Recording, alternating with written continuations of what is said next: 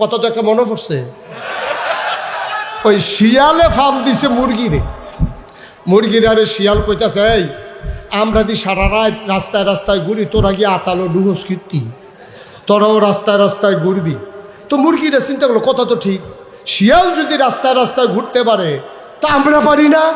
এখন মুরগিরা সবাই মিলে মিছিল বের করছে, মুরগির স্বাধীনতা চাই, আমরা খোয়ারের ভিতরে আবদ্ধ থাকতে চাই না, আমরা রাজপথে ঘুরতে চাই। এখন শিয়াল বগল দাবা করতে আছে, বগল বাজাইতে আছে, এই তো কারবার ঘটে গেছে। এখন মুরগি যদি সন্ধ্যার পরে ওই খোয়ারের ভিতরে না যায়, এটা কি মুরগির লাভ না শিয়ালের লাভ? কথা এই তো বুঝে গেছেন মাশাআল্লাহ। আরে শিক্ষিত মানুষে তো সবাই দেখি, হ্যাঁ সচেতন মানুষের কাছে ওয়াজ করে মজা আছে, মার হাবা বলবেন না?